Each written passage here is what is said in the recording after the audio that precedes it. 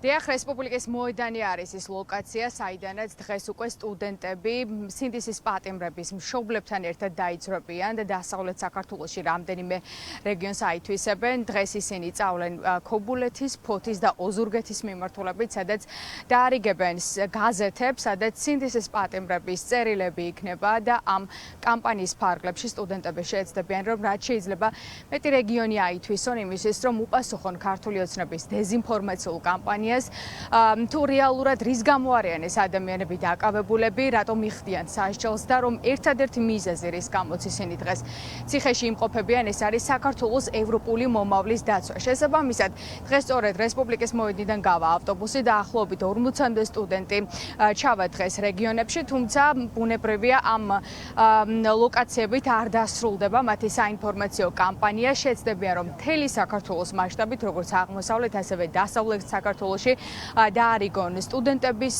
ასე ვთქვათ, სინდისის პატიმრების წერილები და მიეწოდონ ამომწურავი ინფორმაცია ადამიანებს.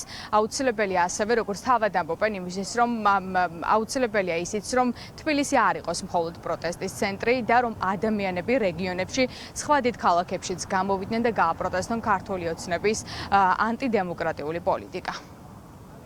ვერ ახერხებს ქართული ოცნება, რომ ეს საქმეები ისე შეფუთოს, რომ ვინმე დაიჯეროს, რომ არ ვიცი მართლა რომელიღაც არ ვიცი პატიმარი იმსახურებს იქ ჯდომას. ძალიან მნიშვნელოვანია პროპაგანდისტვის, იმიტომ რომ როცა შენ არ ვიცი ნეიტრალურ ადამიანებთან ჩადიხარ, ქართული ოცნების წარმომისა ხოცების ამომრჩევლობთან ჩადიხარ, ამ ადამიანებს ერთადერთი ეს ძალიან მნიშვნელოვანი, რასაც ვერ მოატყუებს ვერავინ, ხო, ეს არის პატიმრების თემა.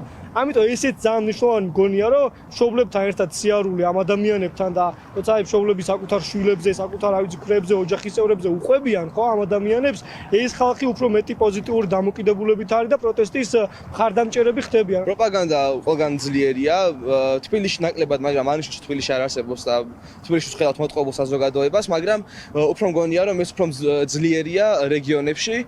და მეტად უფრო საჭირო ჩვენ რეგიონებში ჩავიდეთ და იქ უფრო მნიშვნელოვანია ჩვენ რეგიონებში ჩავიდეთ, სადაც უფრო ნაკლებად ისმის ჩვენი ხმა, სადაც უფრო მოტყუებულ საზოგადოება ყავს ქართულ ოცნებას და ჩვენ ეს მათი ტყუილები გავავათილოთ, ვესაუბროთ ამ ხალხს და ავუხსნათ თუ რეალურად რამდენად უსამართლობაში ცხოვრობთ ხალხი და რამდენად უსამართლო არიან ეს პატიმრები დაკავებულები და რატომ ვითხოვთ ჩვენ მათ გათავისუფლებას. ამ რეჟიმის წინააღმდეგ მივდივართ დასავლეთ საქართველოში, რადგან არის უკვე აი საქართველოს საქართველოს ფარგლებში არის ეს განწყობა, რომ მალე დადგება რაღაც ისე ერთი დღე, ან იქნება ეს რამდენიმე დღე, როდესაც რაღაც გადამწყვეტი ბრძოლისთვის უნდა მოვემზადოთ. ჩვენ რაც გვჯერა 100%-ით, რომ ეს ბრძოლა ბოლომდე მივა, გვინდა რომ ეს დავაჯეროთ არაერთ ადამიანს.